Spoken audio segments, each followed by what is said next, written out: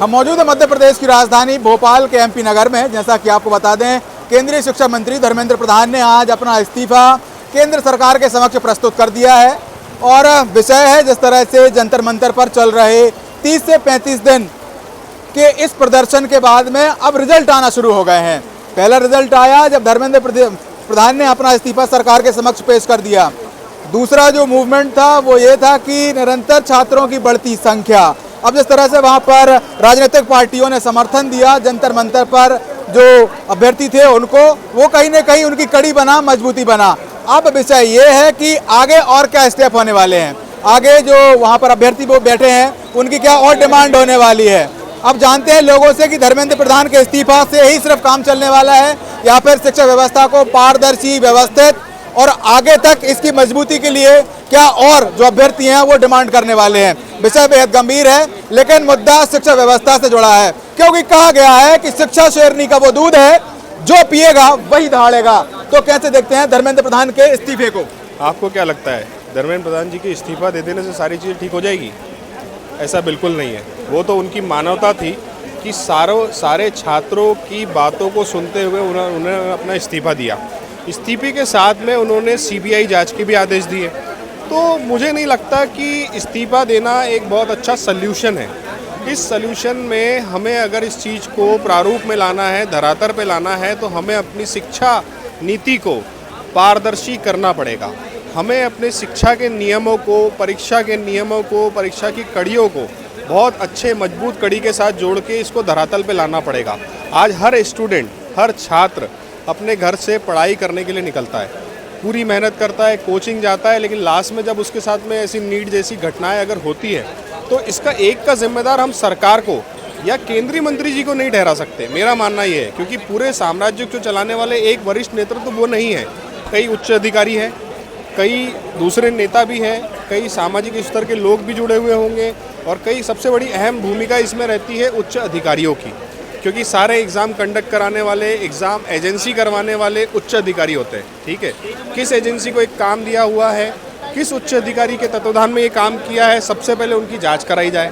Directly केंद्रीय मंत्री जी को, चलो छात्रों का कहना ये कि वरिष्ठ नेतृत्व वो था, केंद्र में वो बैठे हुए हैं, सारी चीज़ें उनको करना चाहिए था, तो उन्होंने अपने ऊपर लिया, छात्रों की बात सुनी। अगर वो बात नहीं सुनते तो अपन बोल सकते थे कि उन्होंने बात नहीं सुनी। उन्होंने बात सुनी, आज उन्होंने इस्तीफा भी दिया और सीबीआई जांच की भी बात की और दूसरी जांचें हैं जो वो करने चाह रहे हैं। तो मेरा मानना ये है कि जो इसके पीछे मेन कल्प्रिट है उनको देखा जाए, उनको निकाला जाए, जिसके माध्यम से ये गलतियाँ हुई है। और ऐसा तो है नहीं कि छोटी छोटी गलतियाँ, जिनने ये गलतियाँ की है वो गलतियाँ पकड़ में नहीं आएंगी। आज हमारे भारत राज्य में ऐसे कई लोग हैं जो बड़े बड़े करप्शन करके भाग जा रहे हैं, उनको तो भारत राज्य पकड़ नहीं पा रहा। तो आपके सामने जब चीज़ें हैं तो उसको पकड़ो ना भाई, किसने मना किया है? लेकिन डायरेक्टली केंद्र में वरिष्ठ नेतृत्व को इनको डायरेक्टली जिम्मेदारी देना और ऐसा प्रोस्टेट करना, ये तो मुझे नहीं लगता कि थोड़ा ठीक है। अगर इनके तरफ से जो मेन लोग थे वो जाके उनसे बात करते, सारी चीज़ें करते कि ऐसा हुआ है, उसके बाद में अगर वहाँ बात नहीं मानी जाती तो हो सकता था कि इस चीज़ का सलूशन ऐसे निकलता। बाकी सबकी अपनी अपनी अलग राय है।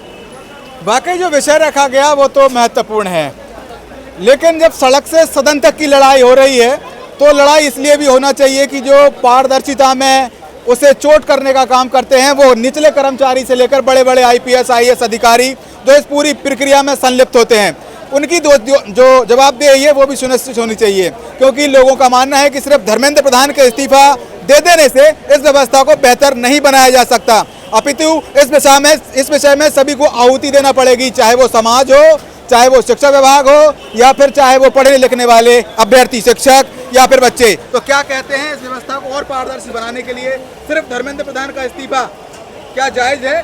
क्या सड़क से सदन तक की लड़ाई में क्या और व्यवस्थाएं होनी चाहिए? मुझे लगता है कि ये हमारी कॉकरोचों की जीत है, जो हमने अपनी बात संसद तक रखने के बाद इतना बड़ा फैसला आया सरकार की तरफ से कि सरकार को जवाबदेही होने के लिए हमारे अपने मंत्री को इस्तीफा देना पड़ा। अब बात आती है इसकी अकाउंटेबिलिटी की। अगर इसके बाद भी अगर कोई सिस्टम में फेलियर हो रहा है तो ये सिर्फ एक प्रधान की, एक मंत्री की गलती नहीं, इसमें administrative failure and criminal offence दोनों शामिल हैं। अगर एडमिनिस्ट्रेटिव फेलियर है तो उसको ऊपर से सही करने के लिए हमें कड़े रूल, कड़े स्ट्रिक्ट 0% टॉलरेंस लानी पड़ेगी। जैसे कुछ चीज़ें ऐसी होती हैं जिसमें हमें 0% अलाउंस होता है, अलाउ नहीं कर सकते। जैसे आर्मी ऐसा ऑफेंस है जिसमें अगर कोई हमारा आर्मी ऑफिसर जो जिम्मेदारी है, जिस पे देश की पूरी जिम्मेदारी है, अगर वो अपना केयरलेसनेस दिखाए तो हमारी पूरी देश खतरे में आ सकता है। वैसा ही एजुकेशन सिस्टम एक किसी 20 लाख बच्चों के नहीं है, ये आने वाले भविष्य है। इससे हमारे देश पूरे ग्लोबली कितना आगे बढ़ेगा कितना नहीं बढ़ेगा ये उस पर डिपेंड करता है। तो मुझे लगता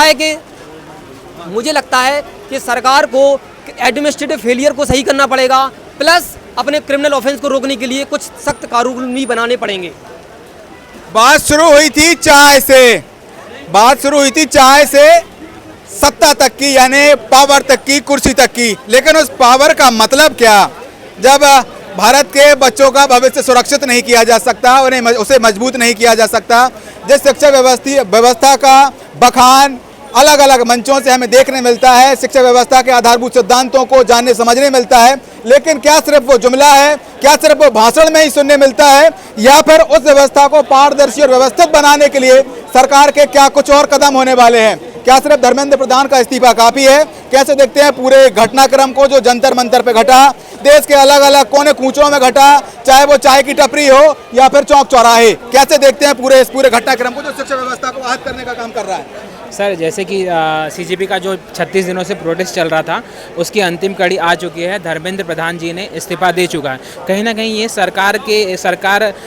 ये सीजेपी का बहुत बड़ी जीत है और सरकार के लिए एक बहुत बड़ी समझ कि हाँ उन्होंने आखिरकार अपना शिक्षा मंत्री को का इस्तीफा दिलवाया।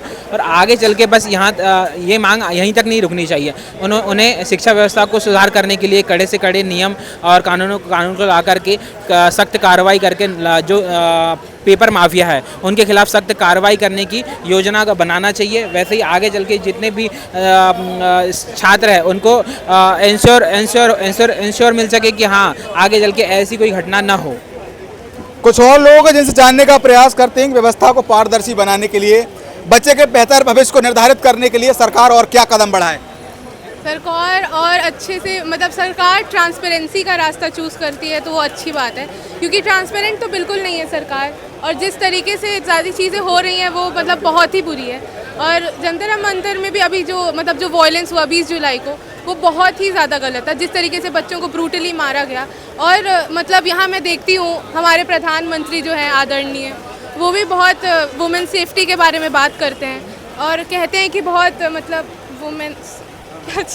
वुमेन सेफ्टी के बारे में बहुत बात करते हैं कि मतलब महिलाओं को इज़्ज़त करना चाहिए। और जिस तरीके से महिलाओं की इज़्ज़त हुई है जंतर मंतर में, वो तो देखने लायक।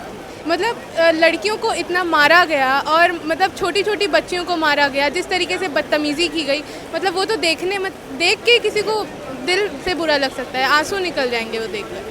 और जिस तरीके से लोगों को मारा गया वो एकदम सही नहीं था। बच्चे हैं वो, मतलब वो टेररिस्ट थोड़ी हैं जो जिस तरीके से उसे मारा गया। और क्या चाह रहे हैं वो? एक ट्रांसपेरेंट सिस्टम। बतौर पूरी व्यवस्था पे एक युवा पर्सनालिटी क्या कहना चाहेंगे आप?